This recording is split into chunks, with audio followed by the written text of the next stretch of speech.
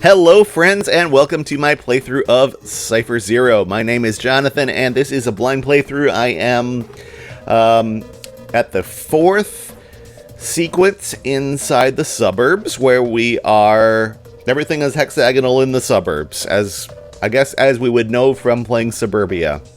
What else would we expect? So we're on hex grids and we have so far seen dots, tick marks, and diamonds. We have not yet seen the triangles, so that's what I'm expecting to be shown as we get into the next sequence. Whoa! Alright. Well, I'm happy about this, but it is not at all what I expected. We have ourselves a new symbol, and we're back to square grids. My game design orderliness senses had expected we were going to be on a hex grid with triangles. We are instead going to find out what this thing means. So let's start by just making this clue happy and seeing no. Okay, this is a guarantee. Could it be that? So it's not saying three neighbors, that it itself needs to be shaded. We could try everything. Why is it everything? I'm not even sure I have a theory on this. I need to see another one. This is the first one that hasn't completely obviously been a riff on an established pencil puzzle thing. So last time it was the whole shebang. It was in the middle. Now it's on an end. Let's try the whole shebang again. It still likes it. So it could be something about the shape it's in.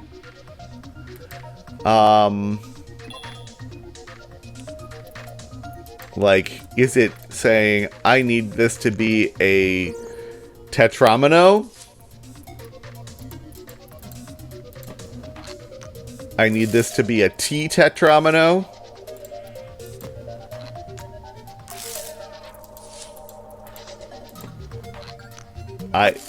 Best guess I have is it needs to be a T-tetramino.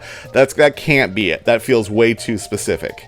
But, we know that is a working solution, so we can keep doing that. I don't feel good about this, but if this means this is a T-tetramino, I can solve it. Waiting to be told. Okay. Alright. So now it can't be that. Is it saying it needs to be a T? Not necessarily tetramino. That's a possibility that feels a little bit more. But then how is this going to work if that's true? Oh, or is it saying there need to be 3 dead ends? Because this has 3 dead ends on it. Which would mean that this, what is that? R? Pentamino? It's escaping me which one that one is. Or, the Game of Life creeper thingy.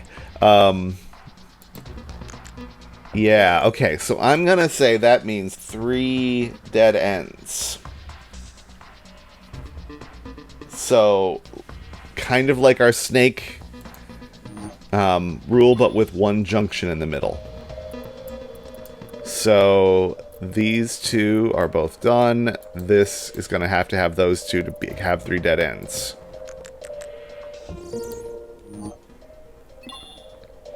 Three dead ends. So this is going to have to be shaded.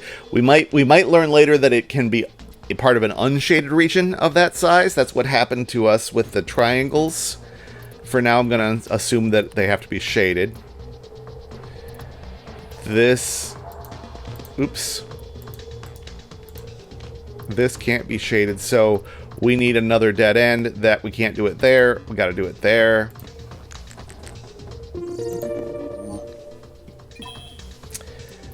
Okay, so let's, by extension, say this needs 4 dead ends, which is just going to be a plus.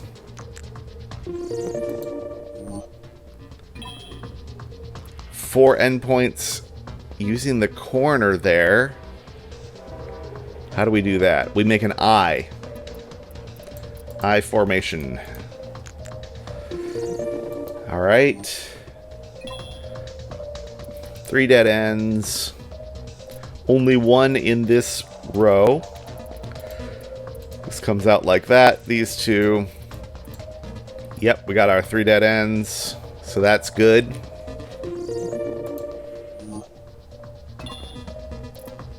This gets... We could go this way and then have to go up and have to keep on going up because of this clue. And then we've got to split to get our 3 dead ends, making this one happy.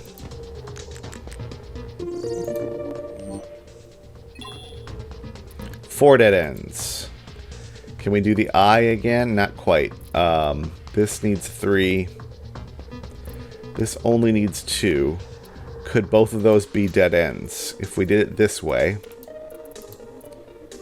then we could make a big shape like that and get all of them satisfied, including 4 dead ends. This is going to be, I feel like this is getting harder for me to vocalize why my gut says to do certain things, because it is more gut and less logic. 4 dead ends. Could we do a little spiky thing? I think that would work.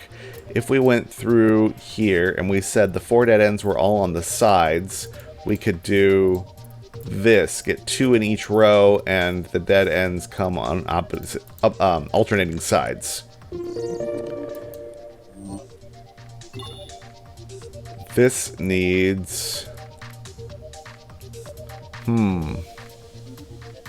If this went straight down, I think we have a problem. Because these 2 would be out. This is going to be no way we're going to get 4 dead ends out of what's left. So this doesn't come down. This has 3. It maybe... If this comes over this way, then we could have these 3. That gives us 2 of our dead ends, 3. We just need that, and we got our 4.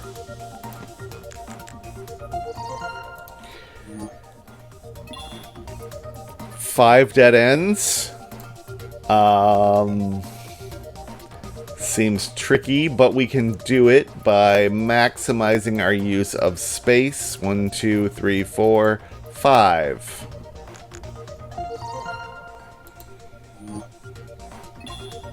Five again.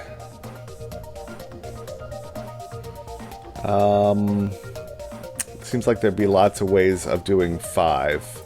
Let's just say that this is a dead end. Then these 2 have to be both in. Maybe this goes up like that. This is a lot of... Maybe we do this, maybe we do that. We need 3. Ooh, are we allowed a loop inside our shape? Have we seen any counterexamples yet? I don't think we have. I'm not sure if this is illegal to do that. I don't think I want to because of getting enough dead ends. We've satisfied all the clues. We've got 1, 2, 3, 4. We need 1 more for the star. Just out of curiosity, can I do something that... I can't even think how to modify this one to test that theory. I would need a larger grid, I think. 2 of these. Do they have to be different shapes is the first question.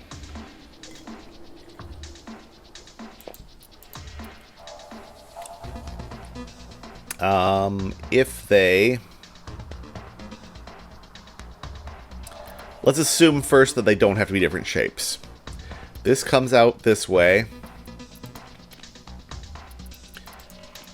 Then we have 1,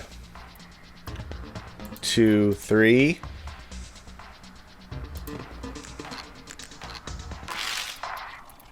Okay, I think they probably have to be different shapes. I'm going to go under that assumption now, that these are not connected. So, to get this one in a 3 dead end situation, we probably want to slam it over next to that wall, this over next to this wall. Okay, so working theory, they are individual shapes. They each need 3 dead ends. The smallest way we can do that is a Tetris T. So that's going to be the place to start in most cases. So that's saying that these two can't be shaded. These two are forced to be shaded from these clues. We're probably going to make this a Tetris T. This needs... Ooh. Does this need... Oh, okay, so this needs 3 out of these 4. If we shaded both of these... I think this is a problem, but even if it weren't a problem, there's no way we're going to get 2 more dead ends out of it. So these two must both be shaded. We still have 3 dead ends on that one. Do that one to give us 3 dead ends here. Okay. That completes that sequence, and we have learned a new symbol, which was a pleasant surprise. I expected a different format for this whole game. So we've got another sequence ahead of us, but that is going to do it for this session. I will see you again tomorrow for some more. Thanks for watching.